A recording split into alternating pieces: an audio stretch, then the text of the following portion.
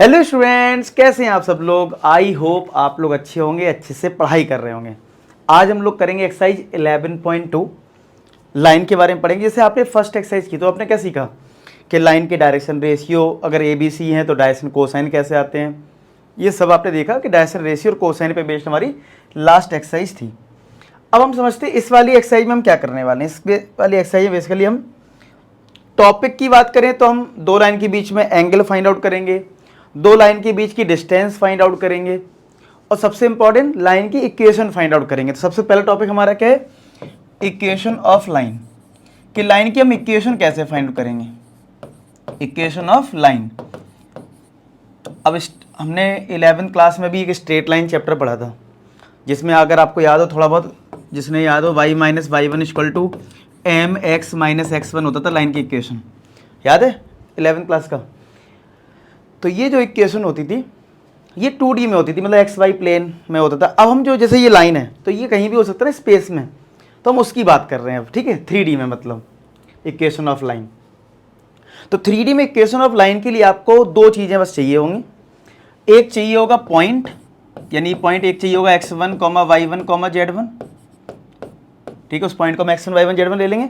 और आपको उस लाइन की चाहिए होंगी डायरेक्शन रेशियो, यानी कि a बी सी। अगर आपको ये दोनों चीज़ें पता हैं, बस आपको टारगेट क्या करना है कि लाइन में अगर आपको दो चीज़ें पता हैं, क्या, एक पॉइंट और एक डायरेक्शन रेशियो, अगर ये दो चीज़ें पता हैं तो आपकी लाइन की जो इक्वेशन होती है वो होती है x minus x one upon a, y minus Y one upon b, y minus Y one upon B, z minus z one upon c. तो ये x1, y1, z1 हमारा पॉइंट हो गया जो हमें क्वेश्चन में गिवन होगा। जो डायरेक्शन रेशियो दिए होंगे वो हम ए बी सी नीचे लिख देंगे, बस काम खत्म। अच्छा कोई कहेगा सर एक्स वाई जेड क्या है, भैया एक्स वाई जेड में तो हमारा आंसर आएगा भाई, जनरल पॉइंट होता है एक्स वाई जेड जो लाइन पर लाई करता है। भाई बचपन से देखा है लाइन की इक्वेशन किस फॉर्मेट में होती है, a x plus b y plus c equal to zero, तो एक्स वाई तो रहता है ना, तो वैसे ही रहेगा, उसमें कोई चेंज नहीं होगा। अगर मैं एक एग्जाम्पल की बात करूं तो आपको समझ में आ जाएगा। जैसे अगर आपको कोई पॉइंट दे दिया 1, 3, 5 और एक डायरेक्शन रेशियो इस लाइन के दे दिया आपको, मान लो 3, 4, 6, तो कैसे लिखोगे आप, ये आपका x1, y1, z1 हो गया और ये आपका ए बी सी हो गया। तो फॉर्मूला ये है x माइनस x1 यानी 1 अपॉन ए हमारा 3, y minus Y one is 3 upon B, z minus z1 5 और डायरेक्शन रेशियो c है 6। तो ये आ गया। तो यानी पॉइंट और dr अगर पता है तो हम लाइन की इक्वेशन इजीली लिख सकते हैं। लेकिन लाइन की इक्वेशन दो तरीके से लिखते हैं, एक होता है कार्टेशियन फॉर्मेट, एक होता है वेक्टर। तो ये जो मैंने आपको बताया ये है कार्टेशियन फॉर्म। कौन सा, कार्टेशियन फॉर्म, कार्टेशियन फॉर्म।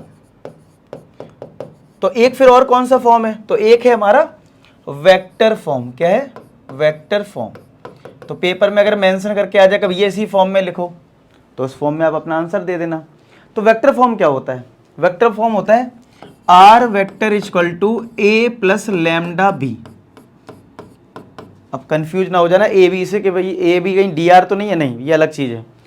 ए यहाँ पे है पॉइंट का पोजीशन वेक्टर, पॉइंट का पोजीशन वेक्टर, क्या है, पॉइंट का पोजीशन वेक्टर है। और बी क्या है, बी हमारा डायरेक्शन रेशियो का वेक्टर है, ठीक है। मतलब बी हमें मिलेगा डायरेक्शन रेशियो से जो वेक्टर मिलेगा, ठीक है। और ए क्या है, पोजीशन वेक्टर किसका, पॉइंट का। और आर क्या है, आर आपका जैसे कार्टेशियन फॉर्मेट में एक्स वाई जेड आपका एक जनरल पॉइंट है ना, X comma Y comma Z. तो अगर हम X comma Y comma Z का अगर एक पोजीशन वेक्टर बना दे, पोजीशन वेक्टर क्या होता है, जो भी हमें कोऑर्डिनेट दिए होते हैं उनमें आई जे के लगा देते हैं। तो अगर मैं इसमें एक्स आई कैप प्लस वाई जे कैप जेड के कैप कर दूं तो ये एक पोजीशन वेक्टर बन गया, तो ये आर वेक्टर है। तो आर में ही आंसर रहता है, आर और लैम्डा ये हमेशा रहेगा, बस आपको ए और बी चाहिए होगा।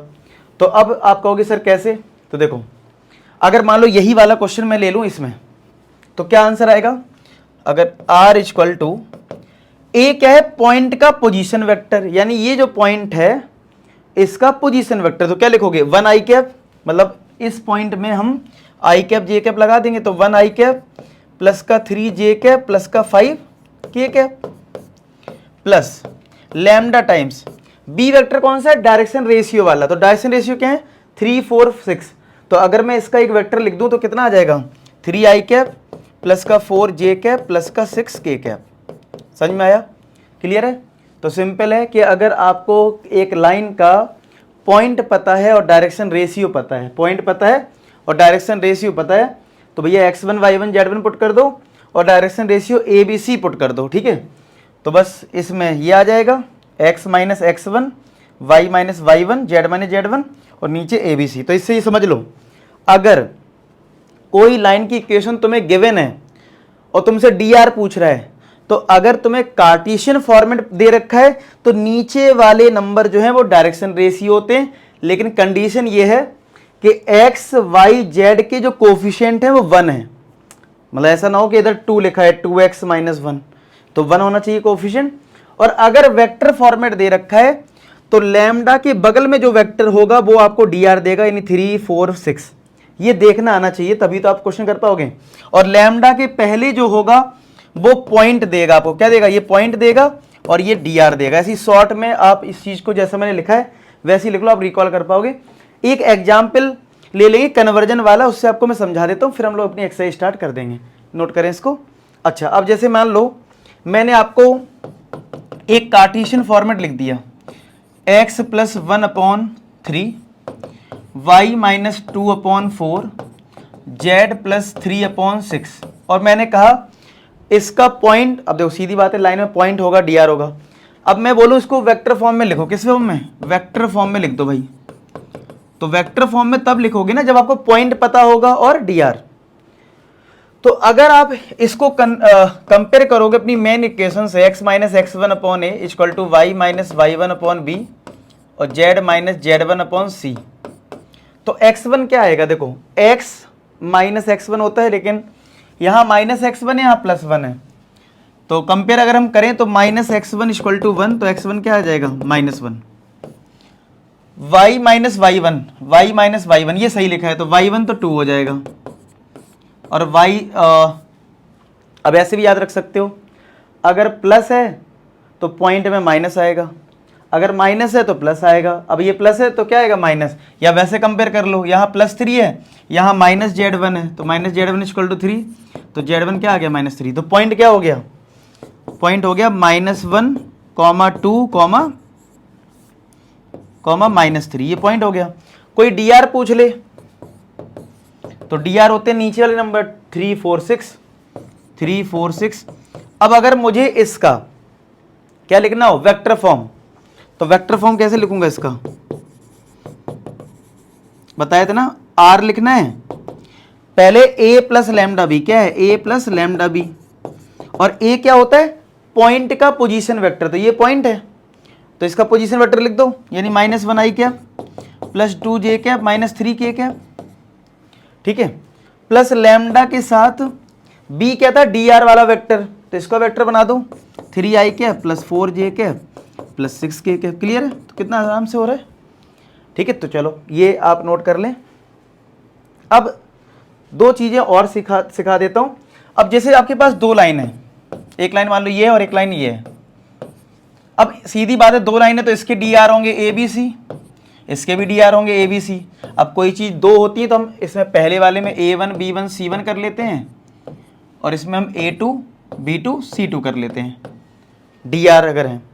तो अगर कभी कोई बोले कि दो लाइन परपेंडिकुलर हैं, तो इसकी कंडीशन याद रखना, A1 A2 plus B1 B2 plus C1 C2 equal to 0 होता है। क्या होता है, A1 A2 plus B1 B2 plus C1 C2 क्या होता है, 0 के इक्वल होता है। और पैरेलल की क्या कंडीशन है, parallel A1/A2 B1/B2 equal to C1/C2। मतलब क्या, अगर दो लाइन है और उनके dr आपको पता है, डायरेक्शन रेशियो, ये हमने लास्ट एक्सरसाइज में भी सीखा है, dr कैसे निकलते हैं या dr गिवन है तो क्या है। तो अगर कभी पैरेलल की कंडीशन है तो ये कंडीशन लगानी है, और कभी परपेंडिकुलर हैं तो ये वाली कंडीशन लगा देनी है, A1 A2 plus B1 B2 plus C1 C2 equal to 0। ये 2 कंडीशन याद रखें। अच्छा ऐसा भी हो सकता है, आपको पता है डायरेक्शन रेशियो की हेल्प से हम डायरेक्शन कोसाइन निकाल सकते हैं। तो अगर किसी क्वेश्चन में पहली वाली लाइन के DR दे रखे हैं L1 M1 N1 और इसके दे रखे हैं L2 M2 N2, तो जो डायरेक्शन रेशियो में कंडीशन है वो कोसाइन में भी वैलिड है, यानी कि और करके मैं बता देता हूं। तो यहां पे आप L1 L2 plus M1 M2 plus N1 N2 ये भी अप्लाई कर सकते हैं, और सेम आप इसमें भी कर सकते हो। मतलब अगर आपको डायरेक्शन कोसाइन ही दे रखे हैं तो आप डायरेक्शन कोसाइन का भी डायरेक्ट यूज कर सकते हो, ये और नोट कर लो, ठीक है। अब हम क्वेश्चन अपने कर सकते हैं स्टार्ट। बाकी कॉन्सेप्ट और भी है, जैसे दो लाइन के बीच की डिस्टेंस कैसे आती है, दो लाइन के बीच का एंगल कैसे निकलता है, वो हम क्वेश्चन से ही डायरेक्ट समझेंगे, ठीक है। तो आपको उधर ही समझ में आ जाएगा, पहले कुछ कॉन्सेप्ट बिल्ड होने दो, क्वेश्चंस करते हैं एनसीईआरटी के, आपको समझ में आ जाएगा। ये नोट करो क्या कि अगर दो लाइन परपेंडिकुलर हैं, क्या है, अगर दो लाइन परपेंडिकुलर हैं तो A1 A2 plus B1 B2 plus C1 C2 equal to 0, ठीक है। और अगर दो लाइन पैरेलल हैं तो A1 upon A2 equal to B1 upon B2 equal to C1 upon C2, और यही चीज डायरेक्शन कोसाइन में भी वैलिड है, ठीक है। नोट कर लिया, नोट कर लो। अब एक्सरसाइज स्टार्ट करते हैं। तो पहला क्वेश्चन है, so that the three lines with the direction cosine, तीन लाइन है आपके पास, जैसे एक लाइन मान लो ये है L1, एक लाइन है आपका L2 और एक लाइन है आपका L3, एक लाइन है आपका L3। अब इन तीन लाइनों के आपके डायरेक्शन कोसाइन दे रखे हैं। इसका है तुम्हारा 12/13 माइनस का 3/13 और माइनस का 4/13। इसका डायरेक्शन कोसाइन कॉमा के बाद सेमीकोलन के बाद ये लिखा है 4/13, 12/13 और 3/13, और इसका थर्ड वाली लाइन का लिखा है 3/13 माइनस का 4/13, 12/13, ठीक है। अब तुम्हें ये दिखाना है कि ये तीनों लाइन म्यूचुअली परपेंडिकुलर हैं, क्या है, म्यूचुअली परपेंडिकुलर, यानी कि आपको L1 L2 को परपेंडिकुलर दिखाना है, L2 L3 को दिखाना है और फिर L3 L1 को भी दिखाना है। तो पहले हम L1 और L2 को चेक कर लेते हैं कि इनके बीच में क्या एंगल है, L1 एंड L2। अच्छा, डायरेक्शन कोसाइन को हम LMN से रिप्रेजेंट करते हैं, तो ये L1 हो गया, ये M1 हो गया, ये N1। ये दूसरी लाइन का है तो ये L2 M2 N2 हो जाएगा, और ये L3 M3 N3 हो जाएगा, ठीक है भाई। LMN होता है। अब तीन लाइन है तो पहले वाले को L1 M1 N1 बोल देंगे, दूसरे वाले को L2 M2 N2 बोल देंगे, तीसरे वाले को L3 M3 N3 बोल देंगे। समझ रहे बात को, मतलब पहले को L1 M1 N1 कर दिया, फिर L2 M2 N2 कर दिया, फिर L3 M3 N3 कर दिया, ठीक है। क्लियर है यहाँ तक, देख लो, ठीक है। अच्छा, अब आप एक एक करके निकालो। पहले L1 L2 का चेक करते हैं, क्या ये परपेंडिकुलर है। तो भाई परपेंडिकुलर की कंडीशन क्या थी, कोई अगर आपसे पूछे कि भाई परपेंडिकुलर की कंडीशन क्या थी, तो आप यही तो बोलोगे कि भाई परपेंडिकुलर की कंडीशन है डायरेक्शन कोसाइन को रिस्पेक्टिवली मल्टीप्लाई करके ऐड करना है, यानी कि L1 L2 plus M1 M2 plus N1 N2 equal to 0 आना चाहिए। तो इसको हम सॉल्व करेंगे, अगर 0 आ जाएगा तो मैं कह दूंगा ये परपेंडिकुलर। मैंने आपको परपेंडिकुलर की कंडीशन यही तो बताई थी, अगर दो लाइन के डायरेक्शन कोसाइन गिवन है तो क्या मैंने आपको परपेंडिकुलर की कंडीशन यही बताई थी, इसमें बताओ, यही बताई थी ना। तो हम इसी के बेसिस पे करेंगे इसको, ठीक है। तो चलो पुट करते हैं वैल्यू, 12/13 इंटू L2 क्या है 4/13 plus M1 minus 3/13 M2 12/13 N1 minus 4/13 और ये 3/13। तो ये आ जाएगा 48/169, ये हो जाएगा माइनस का 36/169 माइनस का 12/169। तो देखो 36 में 12 ऐड होगा 48 आएगा, और ये 48 है, तो ये सब आप अगर आप एलसीएम लोगे कट के 0 ही आ जाएगा, करके देख लो चाहे। तो इसका मतलब है हम कह सकते हैं कि L1 जो है वो L2 के साथ क्या है, परपेंडिकुलर है। मतलब ये और ये तो हमने कर लिया। अब सिमिलर हम क्या करेंगे, L2 और L3 को चेक करेंगे। सिमिलर हम क्या करेंगे, सिमिलर हम L2 और L3 को चेक करेंगे कि देखेंगे क्या ये आपस में परपेंडिकुलर है क्या। तो भाई इसके लिए अगर हम L2 और L3 को चेक करना चाहते हैं कि ये परपेंडिकुलर है या नहीं है, तो करो इसमें मल्टीप्लाई, मतलब कैसे, L2 L3 करोगे corresponding L2 L3 plus M2 M3 plus N2 N3। अब ये 0 अगर आ गया तो हम बोल देंगे ये परपेंडिकुलर है। चलो पुट करते हैं वैल्यूज। तो 4/13 इंटू 3/13 प्लस 12/13 इंटू -4/13 प्लस 3/13 12/13, ये आ जाएगा। अब इसको सॉल्व कर लेते हैं। तो देखो ये 12/169 आएगा, ये माइनस का 48/169 आएगा और ये 36।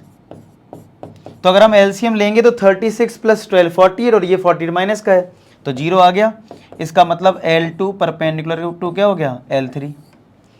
अब कुछ लोग डाउट आता सर हमने L1 L2 के दिखा दिए परपेंडिकुलर, L2 L3 कर दिया, तो क्या L3 और L1 को करना जरूरी है? तो आंसर है यस, क्योंकि म्यूचुअली परपेंडिकुलर दिखाना है तो हमें तीनों केस लेने पड़ते हैं। मतलब जैसे एक्स वाई जेड एक्सिस होती ना, एक्स का वाई के साथ भी लेना है, वाई का जेड के साथ और जेड का एक्स के साथ भी, तो तीनों में लेने होते हैं।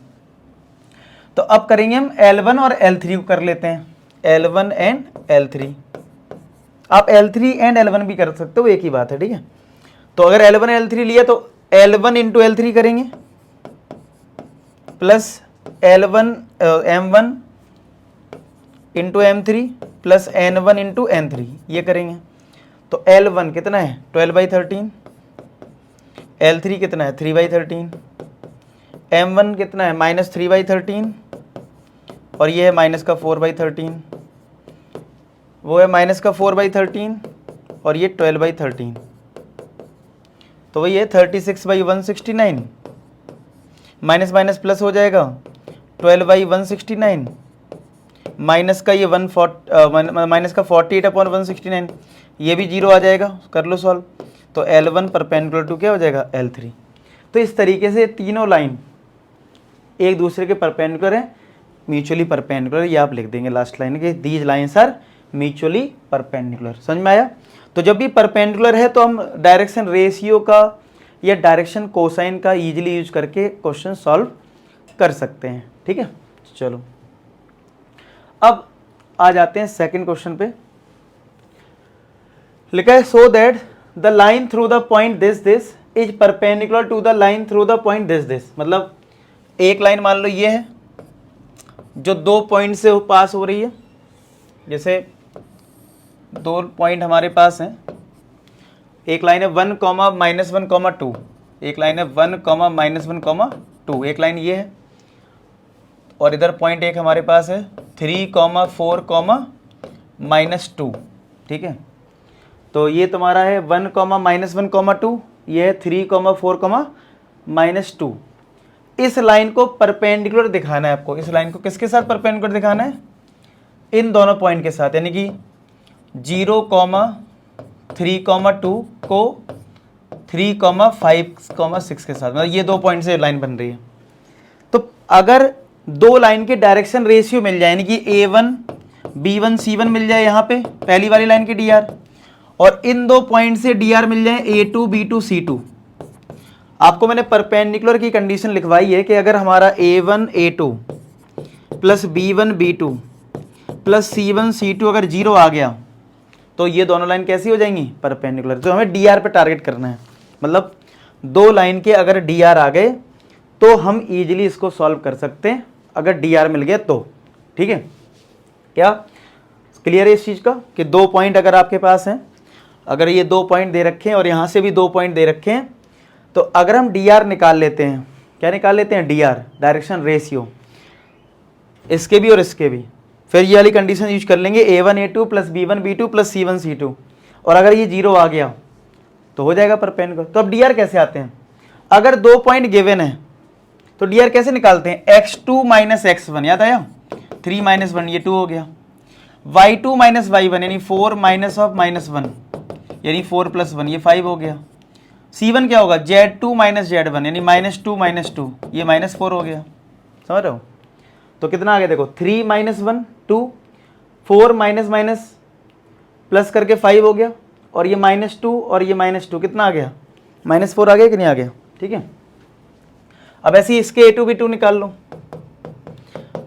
x2 माइनस x1, ये x2 मान लेते हैं, ये x1 मान लेते हैं, 3 माइनस 0। अच्छा किसी को ये डाउट आ रहा है सर अगर मैं उल्टा ले लूँ तो, कोई दिक्कत नहीं, आंसर पे फर्क नहीं पड़ेगा, ठीक है। 5 माइनस 3 कितना हो गया 2, 6 माइनस 2 4, तो ये आ गया। अब इनको पुट करके देख लेते हैं और देखते हैं क्या आ रहा है, रिजल्ट 0 आ रहा है कि नहीं आ रहा है। a1 is 2, a2 is 3, b1 is 5 ये 2, c1 इज -4 ये आपका 4, तो 6 प्लस 10 माइनस 16, 16 माइनस 16 आ गया 0। तो लास्ट में लिख दो since a1 a2 plus b1 b2 plus c1 c2 equal to 0, so these lines are perpendicular, क्योंकि ये परपेंडिकुलर की कंडीशन है। आए समझ में। तो जब भी 2 पॉइंट दिए जाए तो हम डी आर निकाल सकते हैं। अगर हमें 2 पॉइंट पता है तो हम D R easily find out कर सकते हैं, ठीक है, कोई दिक्कत वाली बात नहीं है। क्वेश्चन नंबर 3 देखो, इस बार फिर से line through the point, 2 point given है इधर भी और 2 पॉइंट इधर भी। इस बार लाइन हमें पैरेलल प्रूफ करना है कि मतलब एक लाइन आपके पास ये है जो जिसका पॉइंट आपके पास है 4, 7, 8 और 2, 3, 4, और एक लाइन है जो आपको पैरेलल करना है वो इस पॉइंट से पास हो रही है, -1, -2, 1 और 1, 2, 5, समझ रहे हो, 1, 2, 5, मतलब ये 4, 7, 8, ये 2, 3, 4 और ये -1, -2, 1, 1, 2, 5, ये 2 पॉइंट है और यहाँ पे 2 पॉइंट है, ठीक है, 2 पॉइंट यहाँ है और 2 पॉइंट यहाँ है। तो अगर हम इसके डी आर फाइंड आउट कर लें और इसके डी आर फाइंड आउट कर लें, दोनों के अगर डी आर फाइंड आउट कर लेंगे, और पैरेलल कब होता है, अगर इसके D R A1 B1 C1 है और इसके डी आर अगर A2 B2 C2 है, अगर आपने दोनों के डी आर निकाल लिए तो पैरेलल की कंडीशन ये होती है कि A1 अपॉन A2 जो है वो किसके इक्वल आना चाहिए, B1 अपॉन B2 के equal to C1 upon C2, ठीक है, मतलब A1 upon A2 equal to B1 upon B2 equal to C1 upon C2 के इक्वल आना चाहिए, ये कंडीशन है, ठीक है। अच्छा जी, तो भाई कैसे करेंगे देखो, अब अगर हमारा A1 upon A2 B1 equal to B1 upon B2 equal to C1 upon C2 आना चाहिए, तो देखो A1 निकालते हैं। अब A1 कैसे आएगा, ये 2 पॉइंट है तो 2 पॉइंट से डी आर कैसे आता है, x2 माइनस x1 यानी 2 माइनस 4 कितना आ गया -2, y2 minus y1 3 minus 7 -4, 4 minus 8 minus का 4 ये आ गए। चलो यहाँ निकालते हैं x2 माइनस x1 यानी 1 माइनस ऑफ -1 1 प्लस 1 2, कितना आ गया 2, 2 माइनस ऑफ -2 यानी 2 प्लस 2 कितना आ गया 4, 5 माइनस 1 कितना आ गया 4, 5 माइनस 1 कितना आ गया 5 माइनस 1 कितना हो गया 4 हो गया, ठीक है। तो ये A2 B2 C2 आ गया। अब अगर हम यहाँ पे A1 अपॉन A2 निकालें तो कितना है देखो, -2 है A1 और वो है 2, तो क्या ये -1 आया। B1 अपॉन B2 अगर निकालें तो -4 और वो है 4, तो ये भी -1। फिर अगर मैं C1 अपॉन C2 निकालूं तो C1 इज -4 C2 इज 4, तो ये भी -1, तो क्या सब बराबर है, तो लिखेंगे since A1 upon A2 equal to B1 upon B2 equal to C1 upon C2। अगर ये तीनों इक्वल हैं, मतलब A1 upon A2 equal to B1 upon B2 equal to C1 upon C2, अगर ये तीनों इक्वल हैं तो मैं क्या कह सकता हूँ कि जो हमारी पहली लाइन है ये L1 पैरेलल टू और ये दूसरी लाइन है L2, तो L1 और L2 क्या हो जाएंगे, दोनों पैरेलल हो जाएंगे, क्या हो जाएंगे parallel, L1 parallel to L2। Clear, समझ में आया? चलो बहुत बढ़िया। अब जरा ये नोट कर लो, ठीक है। अब आते हैं नेक्स्ट क्वेश्चन नंबर 4, ठीक है। तो 4th में है find the equation of line which passes through this point and it's parallel to this vector. देखो मैंने आपको बोला था कि अगर आपको लाइन की इक्वेशन फाइंड आउट करनी है, फिर सुनना मेरी बात, मैंने क्या बोला था कि अगर आपको लाइन की इक्वेशन फाइंड आउट करनी है तो दो चीज़ें चाहिए, पॉइंट एंड dr। अब इसमें ये तो लिखा नहीं किस फॉर्मेट में लिखना है, तो आप पेपर में तो किसी भी फॉर्मेट में लिख सकते हो, लेकिन अभी हम प्रैक्टिस जोन में चल रहे हैं तो मैं दोनों में लिख के दिखा देता हूँ। पेपर में आप किसी में लिख सकते हो और लिख के नहीं आया है तो चलो पहले वेक्टर फॉर्म में लिखेंगे, ठीक है, फिर कार्टेशियन लिख लेंगे। तो वेक्टर फॉर्म क्या होता है, अगर आपको याद हो मैंने बताया था r equal to a plus lambda B. तो r इक्वल टू r में तो आंसर ही आता है। तो लाइन की अगर इक्वेशन निकालनी तो a क्या होता है, a पॉइंट का पोजीशन वेक्टर। तो ये पॉइंट दे रखा है तो इसका पोजीशन वेक्टर क्या होगा, 1i cap plus 2j cap plus 3k cap plus lambda. अब b क्या होता है, डायरेक्शन रेशियो।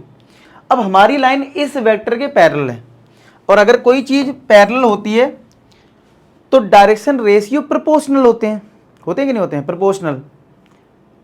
तो ये लैम्डा तो ऑलरेडी लगा हुआ है, लैम्डा मतलब कुछ 2 का मल्टीप्लाई, और प्रोपोर्शनल का ही मतलब होता है कि कोई 2 का मल्टीपल है, कोई 3 का मल्टीपल है।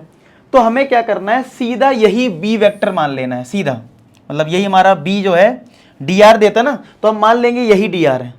क्या है, यही dr है, ये dr वाला वेक्टर यही है, यहीं से dr मिलेंगे आपको।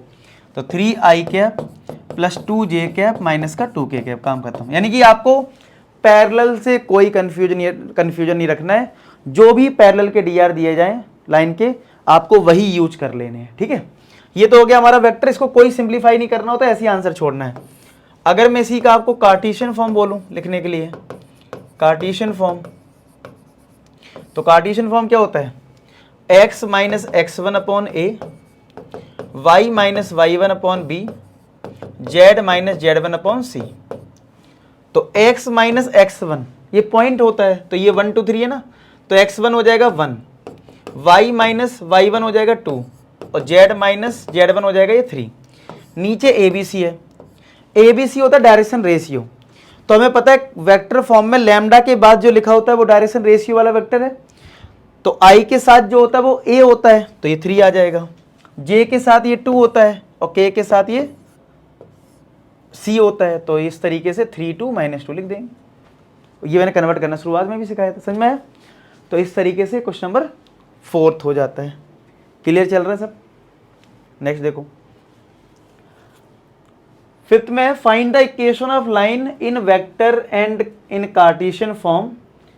इसमें देखो दोनों बताना है, that passes through the position vector and in the direction. देखो डायरेक्शन भी दे दी और ये पोजीशन वेक्टर वाला दे दिया पॉइंट का। अगर ये पॉइंट का पोजीशन वेक्टर है तो क्या ये ए वेक्टर हो गया, 2i कैप माइनस जे कैप प्लस 4k कैप, क्योंकि हमारी लाइन का जो फॉर्मेट होता है वेक्टर वाला, वेक्टर फॉर्म कैसा होता है, वेक्टर फॉर्म होता है r vector equal to a vector plus का lambda b vector. Vector form यही होता है, और a इसमें जो होता है वो पॉइंट का पोजीशन वेक्टर होता है, तो यही तो है पॉइंट विद पोजीशन वेक्टर, नहीं ये। और b होता है डायरेक्शन रेशियो वाला वेक्टर, तो डायरेक्शन इसकी दे रखी है तो ये b वेक्टर हो गया। तो i cap plus 2j cap minus का k कैप, तो रख दो यहाँ पे वैल्यू डायरेक्ट ही। तो क्या आ जाएगा, r is equal to a vector हमारे पास है 2i कैप माइनस का j कैप प्लस का 4k cap plus lambda. b vector क्या है, i cap plus 2j cap minus का k कैप। देख लो मतलब क्या, r equal to a plus lambda b होता है, तो a हमारा है 2i cap minus j cap plus 4k cap plus lambda times ये हमने b वेक्टर उठा के रख दिया, ठीक है। तो a हो गया प्लस का लैम्डा b। अब अगर हमें कार्टेशियन फॉर्मेट लिखना है, कार्टेशियन फॉर्म, तो कार्टेशियन फॉर्म क्या होता है, ठीक है।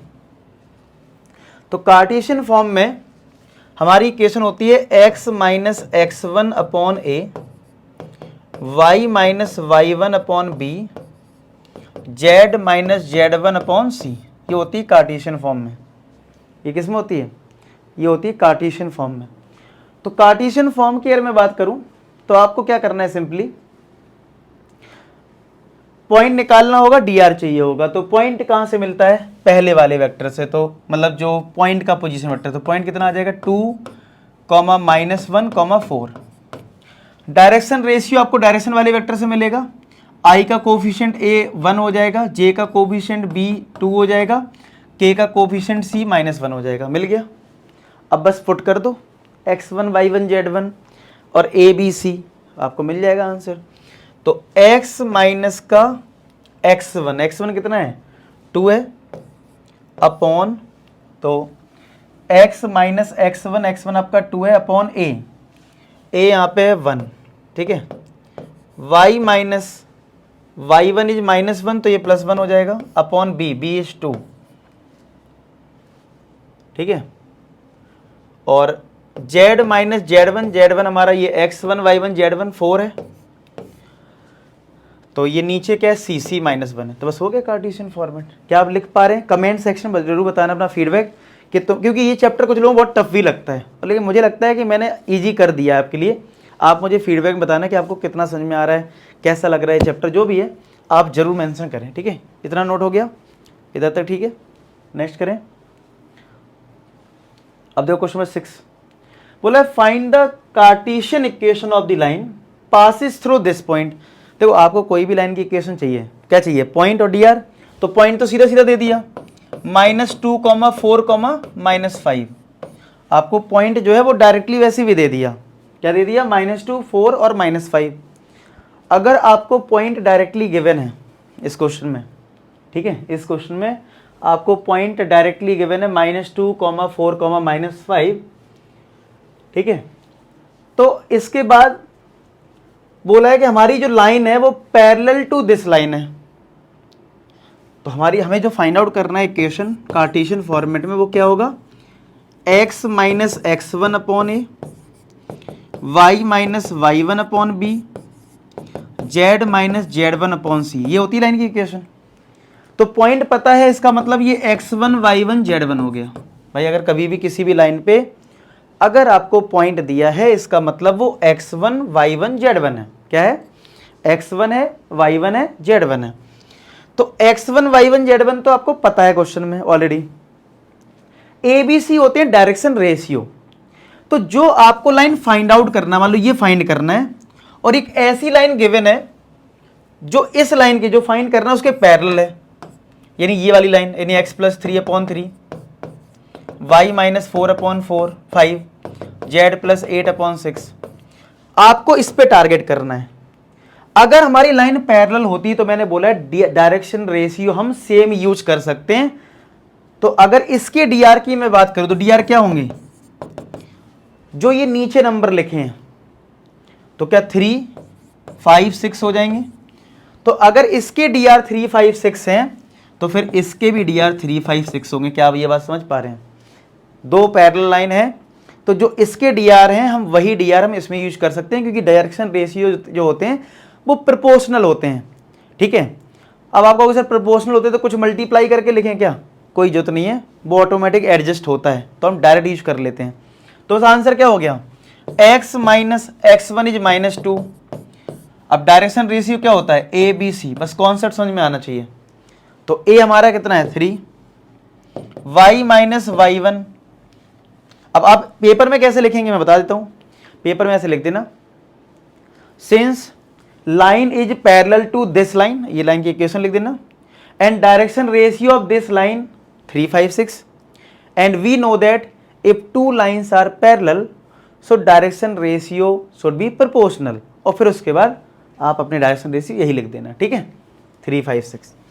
y माइनस y1 4 है और b हमारा 5, z minus z1 is -5 upon ये c कितना है? 6। तो हमारी इक्वेशन क्या आ जाएगी? x + 2/3, y - 4/5, z + 5/6। क्लियर है? तो इस तरीके से ये आ जाता है। 6 क्वेश्चन नोट कर लो। 7 में देखो क्या है, बोला है कार्टेशियन इक्वेशन ऑफ लाइन दे से वेक्टर फॉर्म बता दो। समझ रहे हो, कार्टेशियन फॉर्म दे रखा है और बोला वेक्टर फॉर्म बता दो। तो यानी x माइनस 5/3 y प्लस 4/7 और z माइनस 6/2, क्या z माइनस 6/2 हमें गिवन है। ठीक है, अब आपको इसका वेक्टर फॉर्मेट निकालना है। ठीक है, इसका क्या करना है, वेक्टर फॉर्म निकालना है। तो वेक्टर फॉर्म के लिए क्या चाहिए होता है, वेक्टर फॉर्म के लिए हमें चाहिए होता है r is equal to a plus lambda B. क्या चाहिए होता है, वेक्टर फॉर्म के लिए हमें चाहिए होता है r is equal to a plus lambda B. तो हमें पॉइंट निकालना पड़ेगा। क्या पॉइंट, तो पॉइंट कैसे आएगा, कंपेयर करके x minus x1/a, y minus y1/b, z minus z1/c। तो पॉइंट क्या आ जाएगा, तो ऐसे याद रख लो, अगर यहाँ माइनस है तो पॉइंट में प्लस ही आएगा। क्यों आता है प्लस, क्योंकि ओरिजिनल फॉर्मूले में भी माइनस होता है। अगर प्लस है तो माइनस आएगा। क्यों आता है माइनस, में बता देता हूं, क्योंकि y प्लस 4 को आप क्या लिखोगे, y माइनस ऑफ -4, क्योंकि आपको y माइनस का फॉर्मेट बनाना है। तो माइनस के बाद y1 है, तो माइनस के बाद y1 करोगे तो -4 आएगा ना। तो याद रखने का तरीका क्या है, प्लस होगा तो माइनस लेना है, माइनस है तो प्लस लेना है, ऐसे याद रख लो। तो पॉइंट आ गया। तो r इज इक्वल टू, ए क्या होता था वेक्टर फॉर्म में, पॉइंट का पोजीशन वेक्टर। तो क्या बन जाएगा, ये बन जाएगा 5i cap minus 4j cap plus 6k cap, ये आ गया, प्लस लैम्डा। डायरेक्ट बी क्या होता है, डायरेक्शन रेशियो वाला वेक्टर। तो नीचे वाले जो नंबर होते हैं वो डायरेक्शन रेशियो तो होते हैं। अगर डी आर की मैं बात करूं, इसमें कितने हैं, 3, 7 और ये 2, 3, 7, 2 ही तो है। तो इसको वेक्टर फॉर्मेट में लिख दो। तो 3i cap plus 7j cap plus 2k cap, यही तो आएगा। देख लो, आया समझ में, क्लियर है सबको बढ़िया से, पक्का। तो बस ये हो गया इसका आंसर। नेक्स्ट देखो क्वेश्चन नंबर 8। अब यहां पे हमें एंगल फाइंड आउट करना है। Find the angle between the following, दो इक्वेशन दे रखी है। ठीक है, पहले आप पढ़ लो क्या है इक्वेशन, दो इक्वेशन है। जैसे फर्स्ट इक्वेशन दे रखी है 2i माइनस का 5j cap plus k cap plus lambda का मल्टीप्लाई है 3i cap plus 2j cap plus 6k cap. और दूसरी लाइन की इक्वेशन मेरे पास है r की 7i cap minus 6j cap plus mu. ठीक है,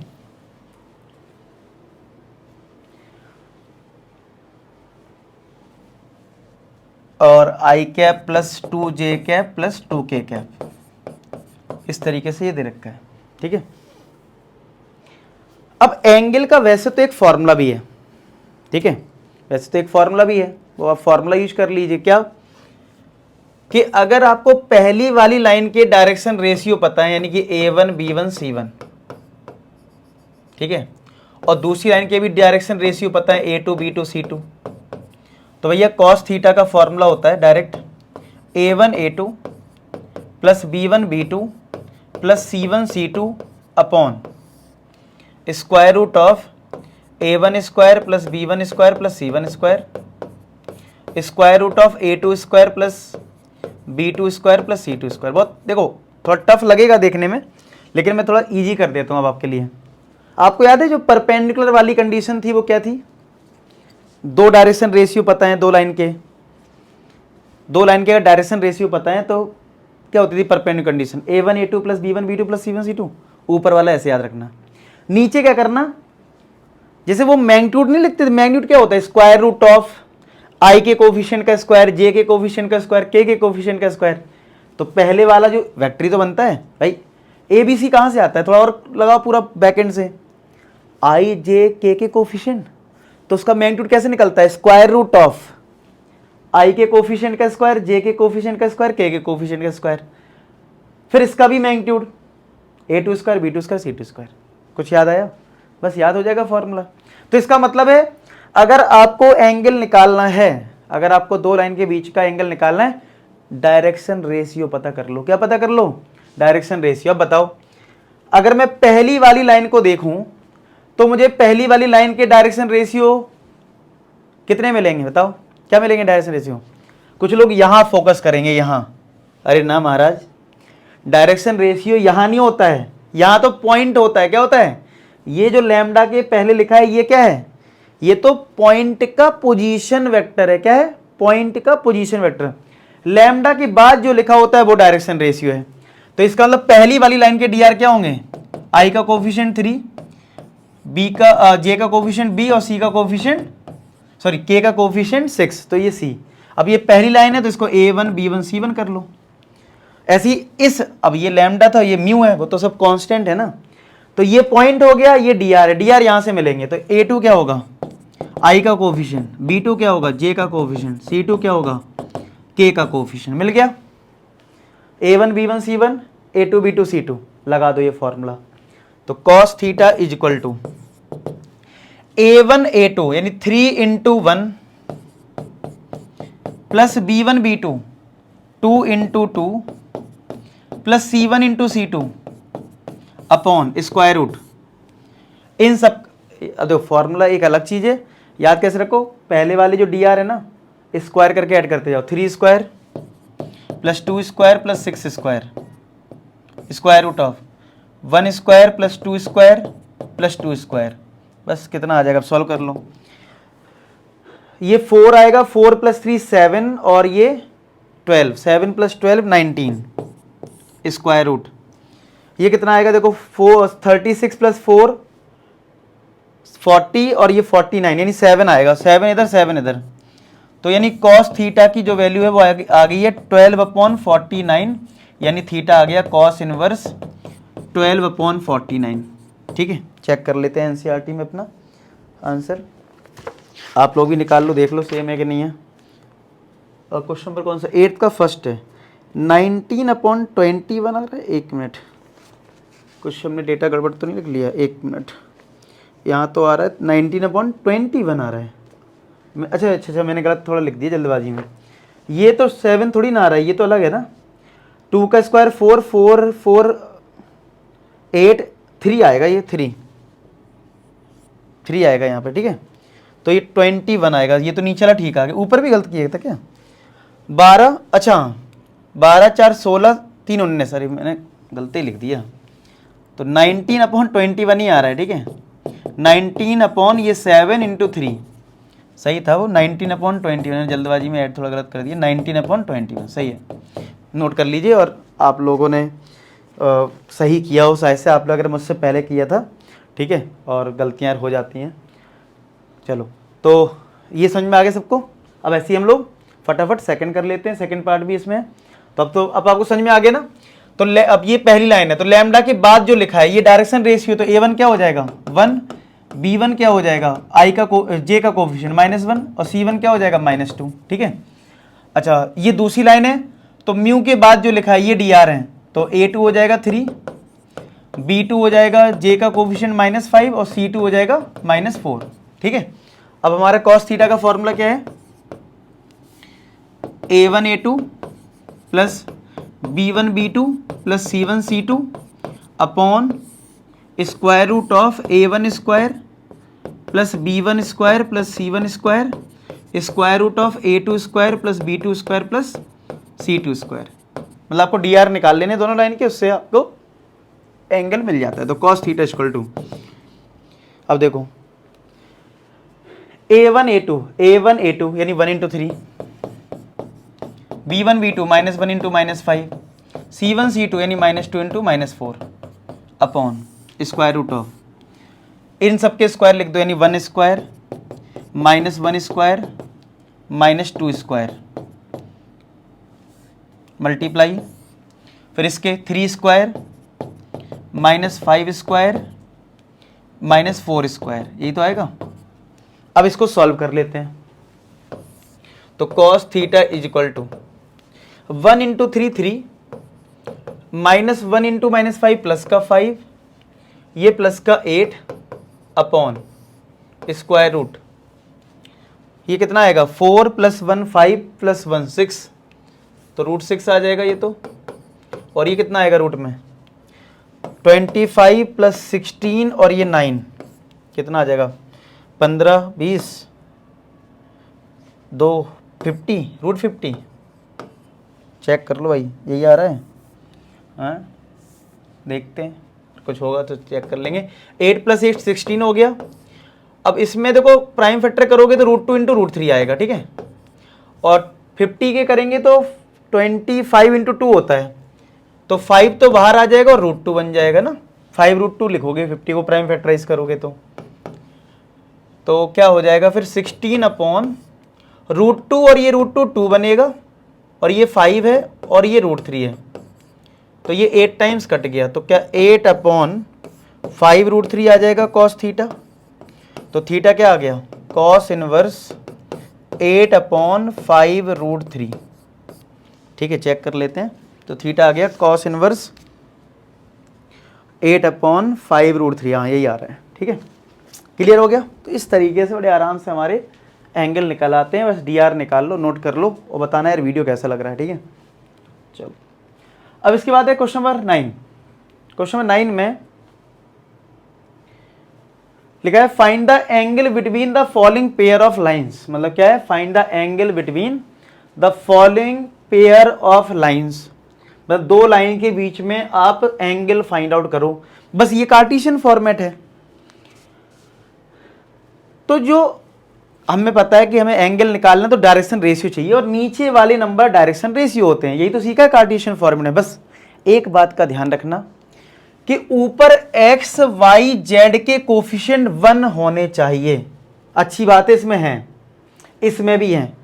क्या सर यहां पे माइनस यहां पे प्लस लिखा है तो उससे कोई फर्क पड़ेगा? नहीं, डायरेक्शन रेशियो पे कोई फर्क नहीं पड़ेगा। हाँ पॉइंट पे जरूर पड़ता है, वो पॉइंट में x माइनस x1 लेना पड़ता है, y माइनस y1 लेना पड़ता है।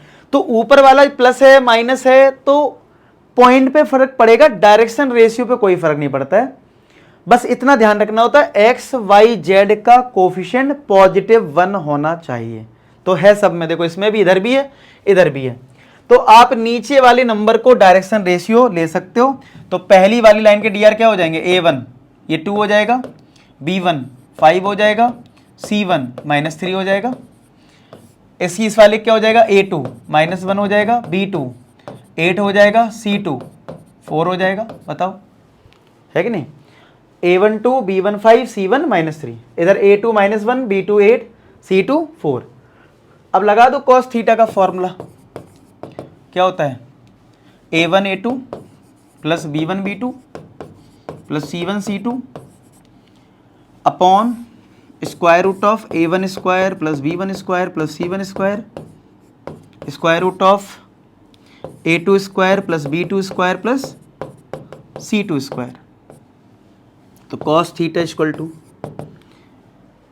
A1 A2, तो यानी ये 2 है और ये -1 है, तो 2 इंटू -1 प्लस B1 B2 यानी ये 5 और ये 8 है, तो 5 और ये 8, ठीक है।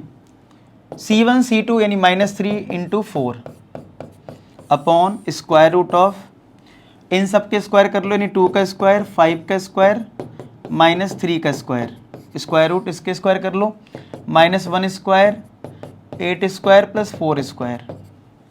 तो cos theta is equal to, तो ये माइनस का 2 8 इंटू 5 40 माइनस का 12 अपॉन क्या है, देखो 2 इंटू -1 -2 ये 40 और ये माइनस का 12, डिवाइड में कितना आ रहा है, देखो ये आएगा 4 और ये 25 29, 25 और 4 29 और ये 9, तो 38 आ गए। ये कितना आएगा, देखो 64 ये 16, यानी ये कितना हो गया 80 और ये 1 यानी 81 हो गया। तो अच्छी बात है, 81 का तो स्क्वायर रूट 9 हो जाएगा। तो cos theta is equal to 40 में 14 अगर माइनस करेंगे तो कितना आता है 16 या 26 ना, क्योंकि 26 में अगर 14 ऐड करूंगा तब 40 आएगा, ठीक है। और नीचे ये 9 √38 आ गया, तो थीटा क्या बन गया कॉस इनवर्स 26/9 स्क्वायर रूट में √38। यही आ रहा है क्या? हाँ यही आ रहा है 26/9 √38। नोट कर लीजिए इसको। अब आते हैं जरा, इसका एक और पार्ट होगा, सेकंड पार्ट 9 का। अब देखो इसमें भी बस ये देख लिया करो, नीचे वाले नंबर dr होते हैं, लेकिन बस शर्त ये है कि ऊपर x y z की कोफिशिएंट 1 होने चाहिए, बाकी सब ठीक है। तो x का कोफिशिएंट 1 है, 1 है, 1 है, ठीक है, सबके 1 है, इधर भी 1 है, इधर भी 1 है, 1 है, सबके 1 है। तो बस फटाक से लगा दो, क्या a1 b1 c1 हो गया, a1 2 b1 is 2 c1 is 1। ऐसे इसके निकाल लो, a1 is 4 b1 is 1 c1 is 8। मतलब a1 b1 c1 हो गया, a2 b2 c2, सॉरी पहली वाले के a1 b1 c1, दूसरे के a2 b2 c2। अब लगा दो कंडीशन cos थीटा की, a1 a2 plus b1 b2 plus c1 c2 upon square root of a1 square plus b1 square plus c1 square, square root of a2 square plus b2 square plus c2 square. तो cos theta क्या आ जाएगा, a1 a2 यानी 2 into 4, तो 2 into 4 plus b1 b2 2 into 1 c1 c2 यानी 1 into 8 upon square root of, इनके square कर लो, यानी 2 square plus 2 square plus 1 square, square root of a2 b2 c2 की स्क्वायर कर लो, यानी 4 स्क्वायर। और वीडियो को पॉज करके ना खुद से थोड़ी कैलकुलेशन किया करो, तो ज़्यादा स्ट्रांग होती हैं चीज़ें। तो cos थीटा इक्वल टू कितना आ जाएगा, 2 इंटू 4 8, चलो कैलकुलेशन कर ही लेते हैं, 8 प्लस 8 16, 16 प्लस 2 18 अपॉन 4 4 8 1 9, 9 का स्क्वायर रूट करेंगे 3, और ये कितना आ जाएगा 16 प्लस 1 17 और प्लस 64 11 8 81, 81 का स्क्वायर रूट 9 हो गया। तो 9 2 जा 18, तो 2/3 आ रहा है क्या? हाँ ठीक है, यही आ रहा है 2/3। तो cos थीटा अगर 2/3 है तो थीटा कितना आ जाएगा, cos इनवर्स 2/3। ठीक है, क्लियर है, नोट कर लो इसको। अब नेक्स्ट जो 10th क्वेश्चन है, बोला find the value of p, this equation are at right angle. Right angle मतलब परपेंडिकुलर है, तो परपेंडिकुलर की तो कंडीशन होती है a1 a2 plus b1 b2 plus c1 c2 equal to 0। यानी तुम्हें दो लाइन का डायरेक्शन रेशियो चाहिए होगा। क्या चाहिए होगा, दो लाइन का डायरेक्शन रेशियो चाहिए होगा। अब अगर दो लाइन का डायरेक्शन रेशियो अगर तुम्हें चाहिए, अब प्रॉब्लम ये है कि दो लाइन का डायरेक्शन रेशियो जो है वो तब आता है जब इक्वेशन का जो फॉर्मेट हो उसमें एक्स वाई जेड का कोफिशिएंट 1 होना चाहिए, तो फिर नीचे वाले नंबर डायरेक्शन रेशियो होते हैं। लेकिन इसमें थोड़ी गड़बड़ी है, एक्स का कोफिशिएंट -1 है, यहाँ पे 7 है, ये ठीक है। ऐसी यहाँ भी दिक्कत है, यहाँ -7 है, ये ठीक है, लेकिन ये गड़बड़ है। तो इनको पहले सही करना पड़ेगा, तभी हम नीचे वाले नंबर को डायरेक्शन रेशियो ले सकते हैं और उसके बाद ये परपेंडिकुलर वाली कंडीशन लगा सकते हैं। बात समझ में आ रही है? तो पहले हमें ये सीखना पड़ेगा यहाँ पे। तो चलो करते हैं। तो पहले तो फर्स्ट लाइन हमारी ये है, 1 - x/3 equal to 7y - 14/2p equal to z - 3/2। पहली लाइन ये है, और दूसरी लाइन हमारी ये है 7 - 7x/3p y - 5 = 1 6 - z/5। ये दो लाइन हमारे पास, एक लाइन ये है और एक लाइन ये है। अब इसमें हम देखते हैं, पहले dr निकालने हैं। dr के लिए पहले इसको स्टैंडर्ड फॉर्मेट में लाना है। अब रूल ये कहता है कि जो x का कोफिशिएंट होना चाहिए, यानी कि इधर -1 है जो x का कोफिशिएंट, वो होना चाहिए क्या, +1। तो क्या करना चाहिए, माइनस कॉमन ले लेना चाहिए। तो हमने माइनस ले लिया कॉमन, तो x बन गया पॉजिटिव और ये जो 1 है वो बन गया नेगेटिव। ठीक है, मतलब अगर मैंने ये माइनस कॉमन ले लिया तो x बन गया पॉजिटिव और 1 बन गया नेगेटिव। अपॉन में है 3, इन दोनों में 7 अगर कॉमन ले लें तो ये बन जाएगा y - 2 अपॉन 2p ठीक है, और ये z माइनस 3/2, देख लो जरा, ठीक है, समझ में आया क्या हुआ कि हमने क्या करा इसमें 1 माइनस एक्स में मैंने माइनस ले लिया कॉमन, तो x पॉजिटिव हो गया, y नेगेटिव, मतलब ये पॉजिटिव हो गया और ये नेगेटिव हो गया। यहाँ 7 कॉमन लिया तो y माइनस 2 आ गया, ये तो सही था ही। अब इन जो बाहर नंबर आ गए, ये माइनस आ गया, ये इनका करोगे क्या, ये नीचे ट्रांसफर करोगे, तो ये माइनस नीचे दे दो। अब 7 नीचे थोड़ी ना जाएगा, 7 कैसे जाएगा, ये 2p/7 बनेगा। क्यों, तभी तो ये 7 ऊपर जाएगा, तभी तो ये नीचे वाला नंबर ऊपर पहुंचेगा, ठीक है, और ये तो सही है। क्या अब ये स्टैंडर्ड फॉर्मेट में आ गया, आंसर इज यस। तो इसका मतलब जो नीचे वाले नंबर हैं वो हमारे डायरेक्शन रेशियो मिल गए हैं। तो यानी कि a1 हो गया 3, b1 हो जाएगा 2p/7 और c1 हो जाएगा कितना 2। a1 b1 c1 आ गया। चलो इसमें भी ऐसे ही कर लेते हैं, इसमें भी करूं तो ये जो माइनस का 7 है यहाँ पे, इस -7 को बाहर करना पड़ेगा क्योंकि तभी +1 बनेगा ना, तो ये पॉजिटिव x हो जाएगा। और अगर हमने -7 कॉमन लिया है तो ये 7 क्या बन जाएगा -1। यहाँ कन्फ्यूजन हो सकती है तो कोई नहीं, मल्टीप्लाई करके देख लेते हैं। -7 × x -7x, माइनस माइनस +7 सही तो है, तो अपॉन 3p, ये सही फॉर्मेट है, कोई दिक्कत नहीं है इसमें। इसमें माइनस कॉमन ले लेंगे तो z पॉजिटिव हो जाएगा और 6 नेगेटिव हो जाएगा, तो x -1/3p, ये -7 3p के नीचे आ जाएगा, तो y -5/1, z -6/-5 ऐसा आ जाएगा। अब ये जो नीचे वाले नंबर है वो डायरेक्शन रेशियो होंगे, तो a2 आ जाएगा 3p/-7। अब नीचे वाला नंबर तो ऊपर लिखते हैं, बचपन में सीखा है ना कि 2/-3 है तो वो इक्वल होता है -2/3 के, ठीक है। b2 हो जाएगा 1 और c2 हो जाएगा नीचे वाला नंबर -5 आ गया। अब लगा दो परपेंडिकुलर की कंडीशन, यानी कि क्या है कंडीशन परपेंडिकुलर की भाई, a1 a2 plus b1 b2 plus c1 c2 = 0, ये कंडीशन लगा दो और यहाँ से p की वैल्यू निकाल लेते हैं। तो a1 हमारा 3 है, a2 हमारा -3p/7 है, b1 2p/7 है और b2 यहाँ पे 1 है, c1 यहाँ पे 2 है, c2 हमारा -5 है = 0। तो देखो कितना आएगा, -3 और ये 3 -9p/7 प्लस ये 2p/7 = ये माइनस का 10 राइट साइड में जाके प्लस का 10 बन जाएगा। क्या बन जाएगा, प्लस का 10। क्लियर है,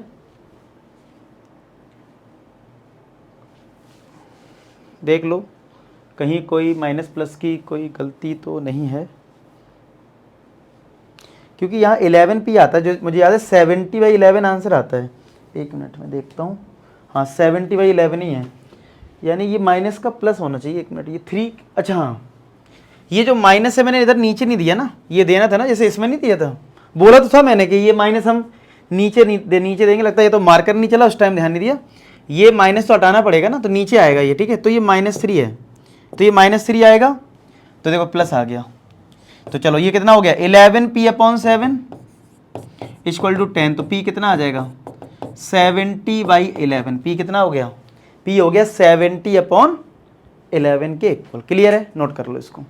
तो p आ गया 70/11, नोट करें इसको, नेक्स्ट करते हैं फिर।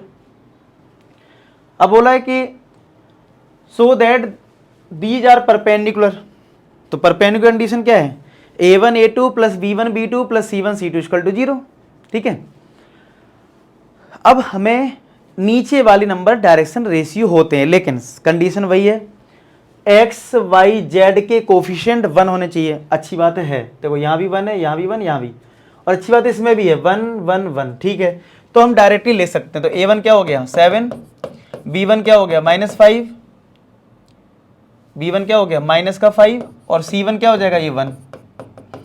ऐसी इस वाले में a2 क्या हो जाएगा 1, b2 क्या हो जाएगा 2 और c2 क्या हो जाएगा 3।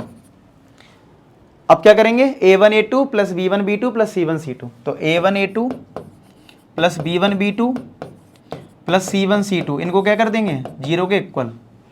तो A1 A2 यानी 7 into 1 B1 B2 minus 5 into 2 C1 C2 यानी 1 इंटू 3।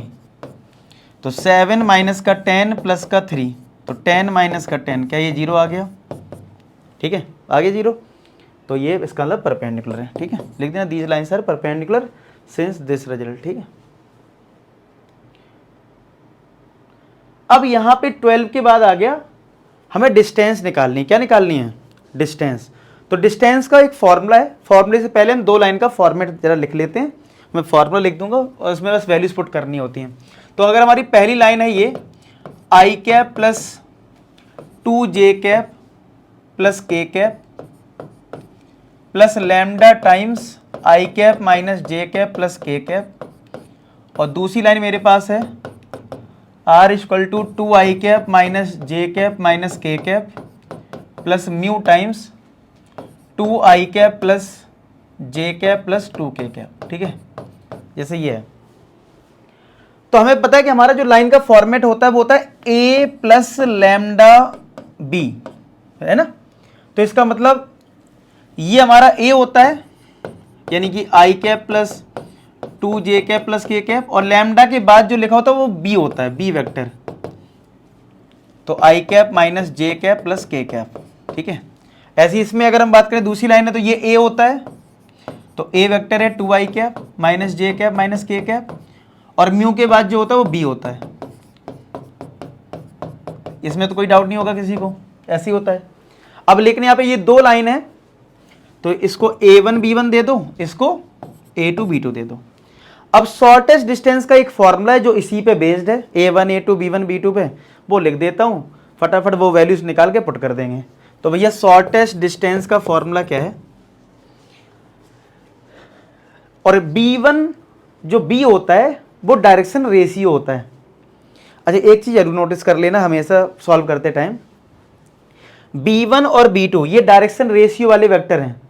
ये चेक कर लेना कहीं इनके डायरेक्शन रेशियो प्रोपोर्शनल तो नहीं है, क्योंकि अगर डायरेक्शन रेशियो प्रोपोर्शनल हुए तो भाई वो फिर पैरेलल लाइन होंगी। पैरेलल लाइन में शॉर्टेस्ट डिस्टेंस का अलग फॉर्मूला है। तो देखो यहां डायरेक्शन रेशियो क्या है 1 -1 1, यहां है 2 1 2, प्रोपोर्शनल तो नहीं है। देखो अगर 2 का मल्टीप्लाई करोगे तो 2 आएगा इधर, 2 इधर भी आएगा, इसमें 2 इधर नहीं है, तो प्रोपोर्शनल नहीं है। तो भाई जब हमारी लाइंस अगर पैरेलल नहीं है तो फिर वो फॉर्मूला मैं अभी लिख रहा हूं। ठीक है, तो इस चीज को नोटिस, जब भी a1 b1 a2 b2 निकाल के रखो ना, तो ये चीज नोटिस जरूर कर लेना। ठीक है, तो इसका फॉर्मूला है शॉर्टेस्ट डिस्टेंस का b1 क्रॉस b2, हमें b1 क्रॉस b2 निकालना होगा, और जो भी वो रिजल्ट आएगा b1 क्रॉस b2 का, उसका डॉट प्रोडक्ट करना होगा a2 माइनस a1 के साथ, और डिवाइड में ये जो b वाला वेक्टर होता है इसका मैग्नीट्यूड लेना होता है, और फिर जो आंसर आएगा उसका रिजल्ट हमें पॉजिटिव लेना, इसलिए हमने मॉडुलस लगा दिया। ठीक है, क्योंकि डिस्टेंस कभी नेगेटिव नहीं होती है। तो आप इतना नोट करो, अब सबकी वैल्यूज हम निकालने जा रहे हैं। अब हम लोग क्या करेंगे, सबकी वैल्यू फाइंड आउट करेंगे और देखेंगे भाई क्या रिजल्ट आ रहा है हमारा।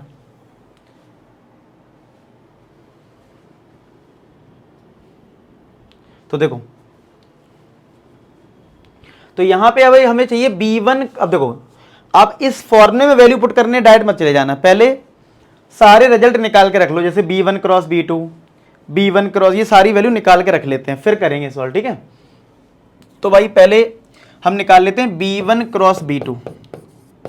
अब दो वेक्टर का क्रॉस प्रोडक्ट कैसे आता है, डिटरमिनेंट लेके i j k cap, b1 का जो वेक्टर है उसमें कोफिशिएंट यानी 1 -1 1 1 -1 1, और b2 दूसरे वाले का यानी कि 2 1 2 2 1 2। ठीक है, तो चलो निकाल लो i कैप ब्रैकेट, ये हाइड होगा -2 -1 माइनस का 3 माइनस j, ये और ये हाइड होगा 2 माइनस का 2, ये 0 प्लस का k कैप, ये आपका 1 और ये -2 प्लस हो जाएगा यानी 3, यानी ये आ गया माइनस का 3i कैप प्लस का 3k कैप, ये आया b1 क्रॉस b2।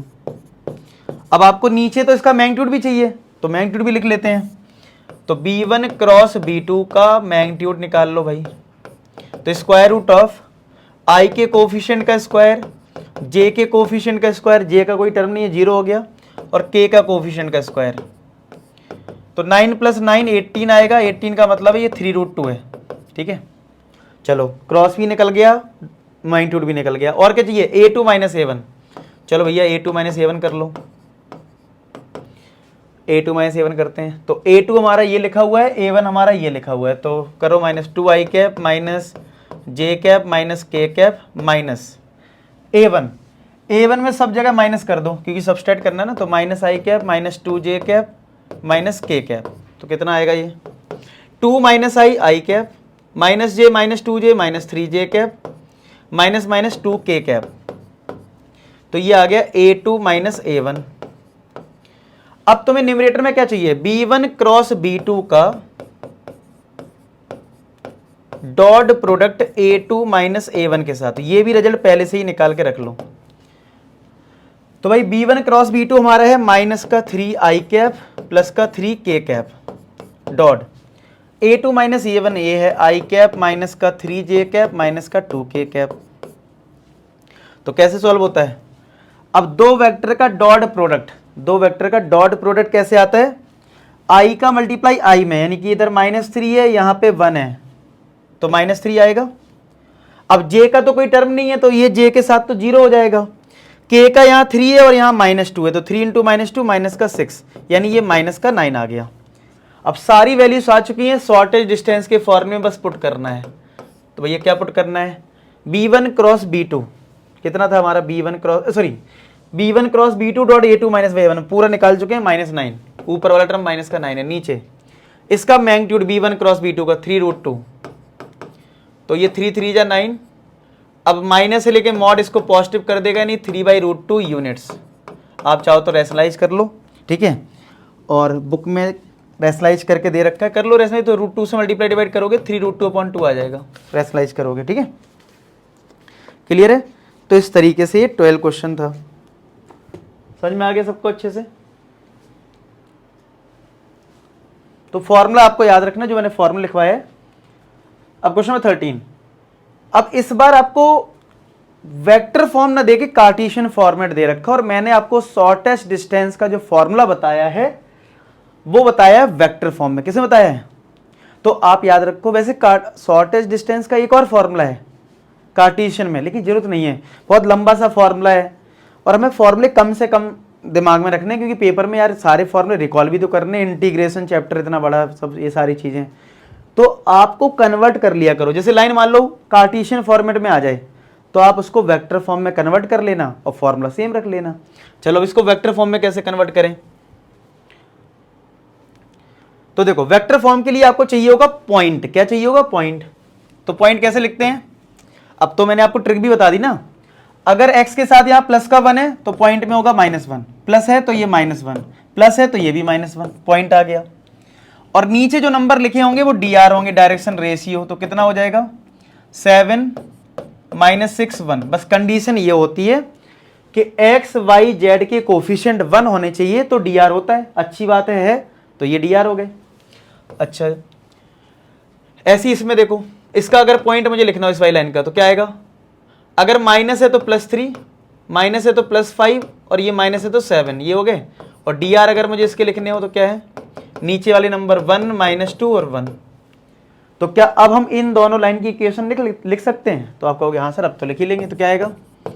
तो माइनस का i कैप, माइनस का j कैप, और ये माइनस का k कैप, क्योंकि सब में माइनस है, तो -1 i कैप, तो वो तो i कैप हो गया, -1 j कैप। ठीक है, ऐसे कर करके सबका लिखेंगे, plus lambda times 7 i cap minus का 6 j कैप और इसका 1 k कैप। ठीक है, अब ऐसी दूसरी लाइन लिख लो यहाँ से, r vector equal to 3 i cap plus 5 j cap plus 7 k cap, plus mu times कर लो i कैप -2 j कैप और 1 k कैप।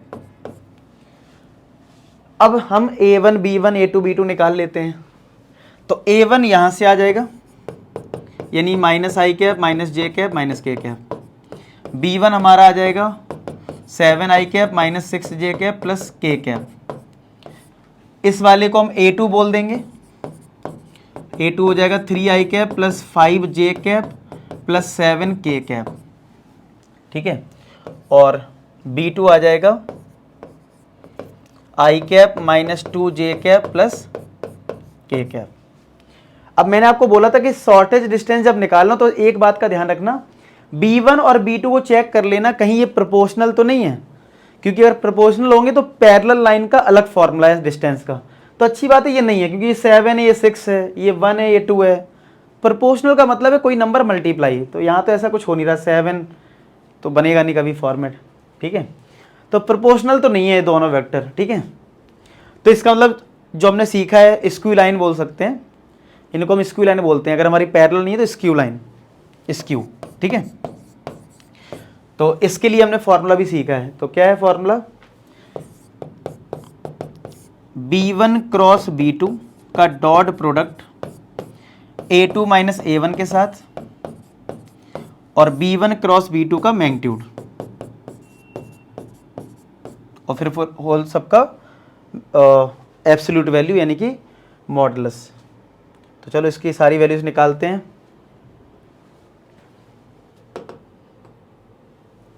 तो आप लोग वीडियो पॉज करें, खुद से पहले ट्राई करेंगे तो बेटर रहेगा, क्योंकि आप जब सीखोगे ज़्यादा तभी जब आप खुद से ट्राई करेंगे।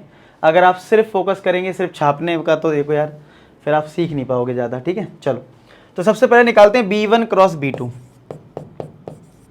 B1 क्रॉस B2 निकालते हैं। तो भाई B1 हमारा ये है, B क्रॉस प्रोडक्ट आता कैसे है? I cap J cap K cap से। B1 हमारा ये है तो इसके कोफिशिएंट लिख दो 7 माइनस 6 और 1, और यहाँ पे 1 1 माइनस 2 और 1, ठीक है।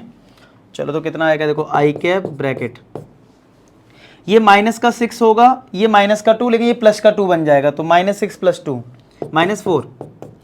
फिर बीच में आता है माइनस J कैप, फिर ये और ये हाइड होगा 7 माइनस का 1 यानी 6, फिर K कैप, ये और ये हाइड होगा माइनस का 14, ये माइनस 6 आ रहा है लेकिन प्लस 6 बन जाएगा, तो माइनस 14 प्लस 6 माइनस 8। तो फाइनली ये कितना आ गया, माइनस का 4i कैप माइनस का 6j कैप माइनस का 8k कैप। तो ये तो आया B1 क्रॉस B2। अब फॉर्मूले के अकॉर्डिंग आपको मैग्नीट्यूड की भी जरूरत पड़ने वाली है, तो मैग्नीट्यूड निकाल लो B1 क्रॉस B2 करके, का मैग्नीट्यूड निकाल लेते हैं। तो स्क्वायर रूट ऑफ, अब इसका मैग्नीट्यूड कैसे निकलेगा, माइनस 4 का स्क्वायर माइनस 6 का स्क्वायर माइनस 8 का स्क्वायर। तो माइनस 4 का स्क्वायर 16, 6 का स्क्वायर 36, 8 का स्क्वायर 64, 64 36 100, तो रूट 116 आ जाएगा ये। चलो ये रूट 116 आ गया। अब क्या चाहिए, A2 माइनस A1 और चाहिए। तो A2 हमारा ये है 3i cap plus 5j cap plus 7k cap minus A1। अब इसमें सब में माइनस है तो सारे प्लस हो जाएंगे, क्योंकि माइनस का मल्टीप्लाई करोगे।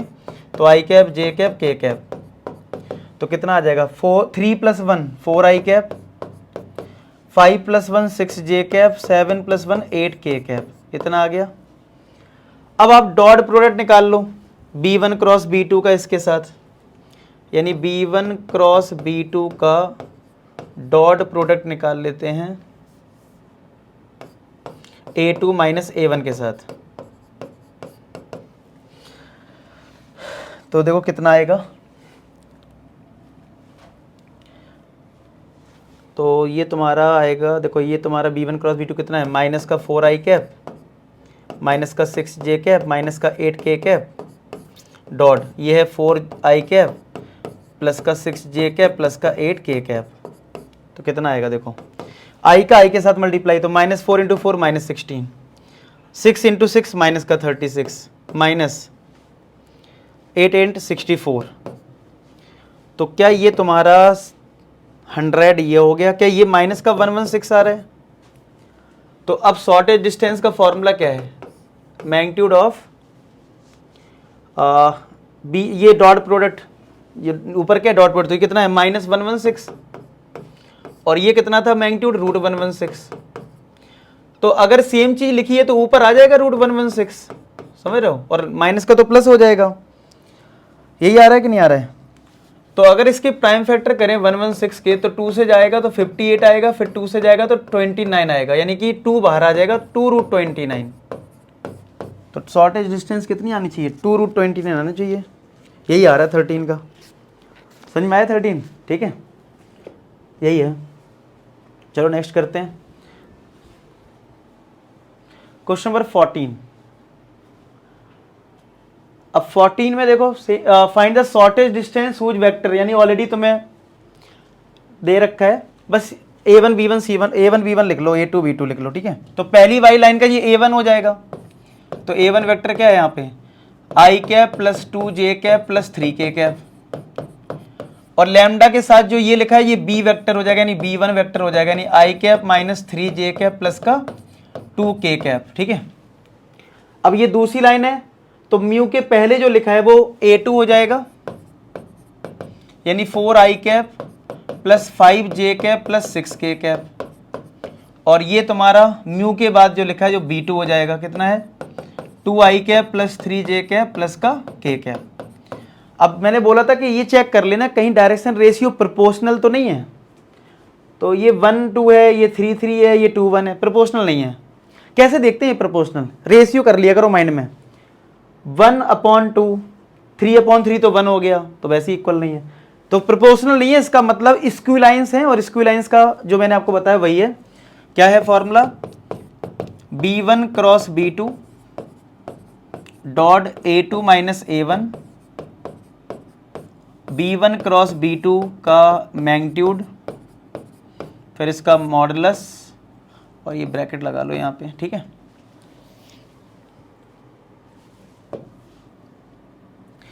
तो b1 क्रॉस b2 डॉट, ठीक है। तो सबसे पहले हम लोग क्या करते हैं, b1 क्रॉस b2 निकालते हैं, तो निकाल लेते हैं b1 क्रॉस b2, तो i cap j cap k cap.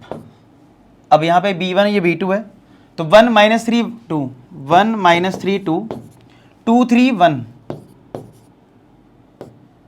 ऐसे तो लिखेंगे, 1 - 3 2, 2 3 1, तो कितना आएगा देखो, i कैप ब्रैकेट -3 और ये माइनस का 6 यानी -9, माइनस का j कैप 1 माइनस का 4 यानी -3। अब ये डिटरमिनेंट आपको निकालना आना चाहिए, ठीक, खुद से करो। ये ऐड करेंगे 3, ये प्लस का 6 हो जाएगा यानी 9, तो फाइनली आ रहा है माइनस का 9 i cap minus minus plus 3 j cap और प्लस का 9 k कैप। ऐसा आ गया हमारा b1 क्रॉस b2। अब अगर हम इसका मैग्नीट्यूड निकालें, b1 क्रॉस b2 का अगर हम मैग्नीट्यूड निकालें तो वो कितना आएगा, b1 क्रॉस b2 का अगर हम मैग्नीट्यूड निकाल लें तो कितना आएगा, स्क्वायर रूट ऑफ i के कोफिशिएंट का स्क्वायर यानी -9 का स्क्वायर, j के कोफिशिएंट का स्क्वायर यानी 3 का स्क्वायर, और ये 9 का स्क्वायर, यही तो आएगा। तो कितना आ जाएगा, स्क्वायर रूट ऑफ 81, 3 का स्क्वायर 9, फिर 81, ठीक है। तो इसमें अगर देखें तो 9 मिल रहा है कॉमन, थोड़ा कैलकुलेशन इजी करने के लिए मैं कर रहा हूँ, मतलब आप अपने तरीके से ऐड कर लो, मैं अपने तरीके से कर रहा हूँ। क्या 9 कॉमन मिल रहा है, तो बचेगा 9, यहाँ पे 1 और फिर ये 9, 9 का स्क्वायर रूट तो 3 हो जाएगा, और ये 18 + 1 ये √19 आएगा, यानी 3√19 आ गया ये, ठीक है। इसको इधर लिख देता हूँ, आप अपने अकॉर्डिंग करो, चेक करो, 3√19 आना चाहिए, ठीक है। अब हमें क्या चाहिए होगा, a2 - a1, क्योंकि डॉट प्रोडक्ट करना होता है ना, तो a2 - a1। तो अच्छी बात है, a2 और a1 में सब पॉजिटिव है तो डायरेक्ट माइनस कर लेते हैं। a2 - a1 करना ना, तो 4 - 1 मतलब 4i में -i करोगे 3i कैप, और 5 - 2 3j कैप हो जाएगा, और 6 - 3 3k कैप हो जाएगा। अब तुम्हें क्या करना है, b1 क्रॉस b2 जो रिजल्ट आया है उसका डॉट प्रोडक्ट a2 - a1 के साथ, यानी इस वेक्टर का डॉट प्रोडक्ट इसके साथ, लिख लेते हैं। तो वो कितना है, -9i प्लस का 3j प्लस 9k का डॉट प्रोडक्ट इसके साथ 3i plus 3j plus 3k के साथ। तो माइनस का 9 इंटू 3 माइनस का 27, 3 इंटू 3 9, 9 इंटू 3 27, तो ये तो कट गया, तो ये 9 आ गया। तो बस शॉर्टेज डिस्टेंस का फॉर्मूला क्या है, डॉट प्रोडक्ट के लिए 9 आई है, डिवाइड में 3√19, तो 3 से कट गया 3/√19। हाँ यही आ रहा है 3/√19। वाह क्या बात है, कोई एक कैलकुलेशन में मॉड लगा लो, हालांकि नेगेटिव है ही नहीं तो 3/√19 यूनिट लिख दोगे, ठीक है। रैशनलाइज कर लेना। अब बुक में क्या कभी रैशनलाइज करेंगे कि नहीं, कभी करते हैं कभी नहीं करते, अब आंसर देखोगे यही लिखा है, लेकिन मैं तो बोलूँगा पेपर में आप फाइनली रैशनलाइज करके लिखना 3√19/19, ठीक है। अब चलते हैं, ये नोट हो गया सबका, लास्ट क्वेश्चन की तरफ, ठीक है।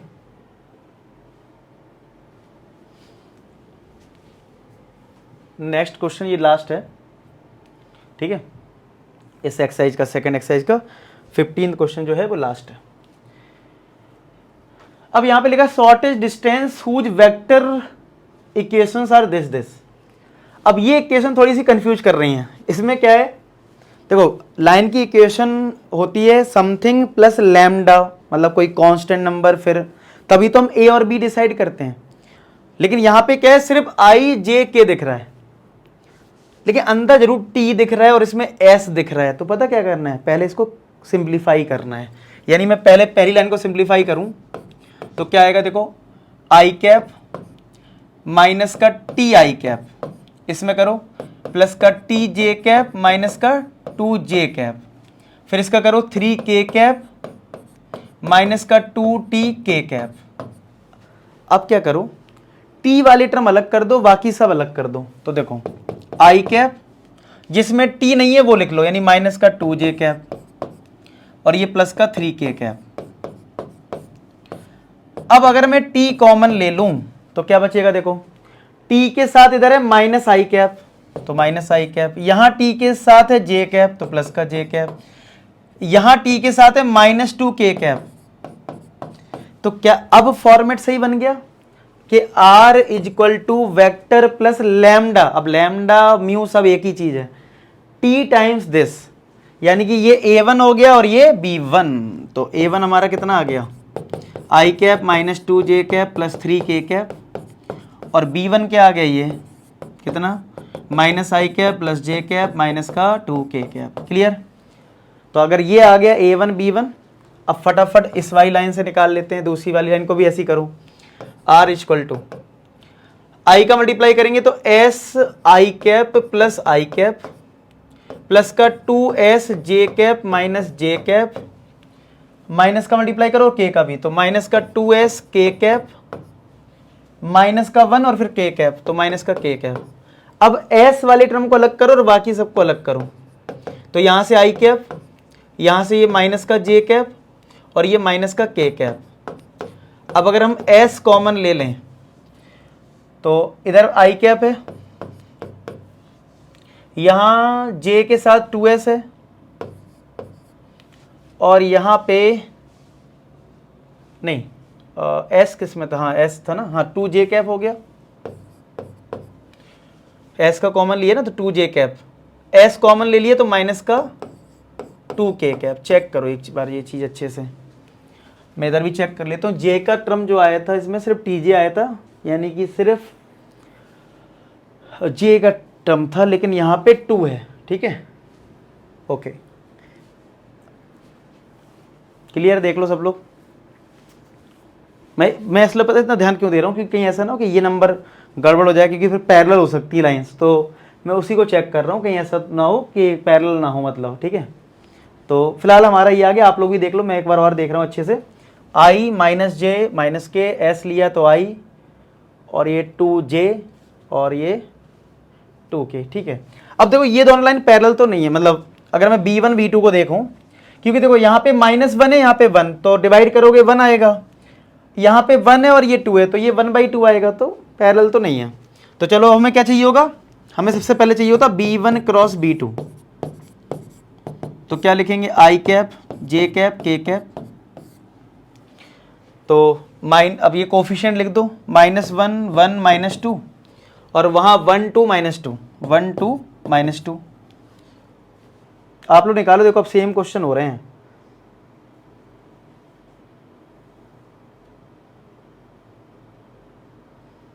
तो थोड़ा सा अगर आप दिमाग लगाएंगे तो ज़्यादा अच्छा रहेगा।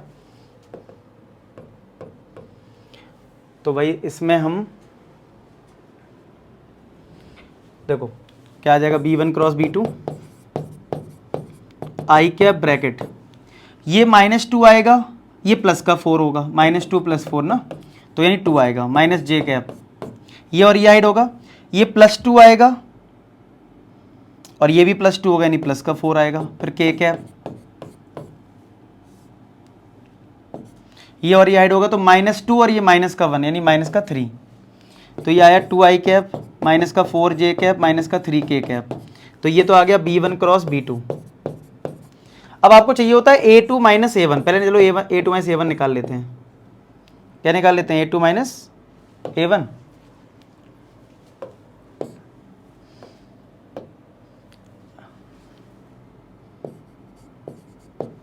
क्योंकि हमारा शॉर्टेज डिस्टेंस का फॉर्मूला क्या होता है, वो होता है B1 cross B2 dot A2 - A1 का डॉट प्रोडक्ट अपॉन इसका मैग्नीट्यूड, यानी B1 क्रॉस B2 का मैग्नीट्यूड।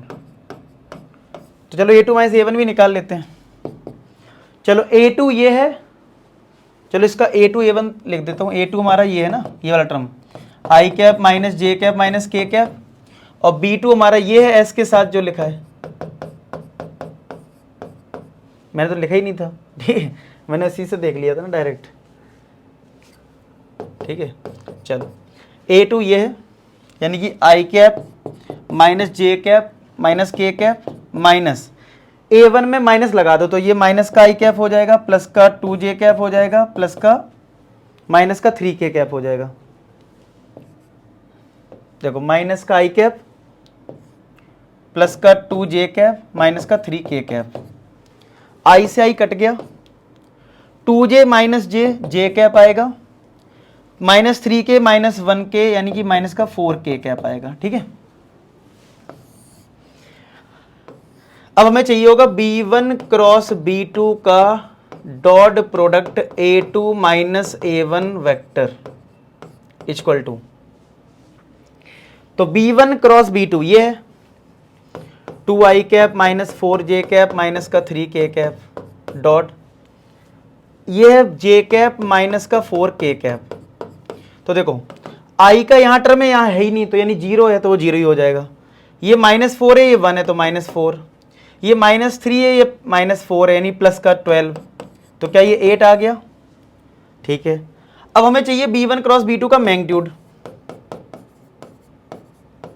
तो कितना है, ये है B1 क्रॉस B2, स्क्वायर करो, चलो 2 का स्क्वायर -4 का स्क्वायर 3 का स्क्वायर, तो 4 + 16 + 9, तो क्या √29 आएगा। चलो यहाँ पुट कर दो, ये वैल्यू जो आई है वो 8 आई है, और नीचे √29 पॉजिटिव है तो मॉड डायरेक्ट हट जाएगा, तो 8√29, रैशनलाइज करोगे तो 8√29/29, ठीक है। अब बुक में देख लेते हैं, तो बुक में यही आंसर दे रखा है, रैशनलाइज नहीं करा, तो बुक में तो मैंने बोला ही कभी करेंगे कभी नहीं, आप अपना आंसर रैशनलाइज करके लिख देना, ठीक है। तो फाइनली ये एक्सरसाइज कंप्लीट हो गई, बड़ी मेहनत की है इस एक्सरसाइज को बनाने में आपके लिए, ठीक है। आई होप सबको क्वेश्चन समझ में आया। अपना फीडबैक जरूर बताना कैसा लगा आपको ये वीडियो। मिलते हैं नेक्स्ट लेक्चर में, तब तक अपना ख्याल रखें, पढ़ाई करते रहें। लास्ट में एक ही बात बोलूँगा कि आप सभी सफल हों। धन्यवाद।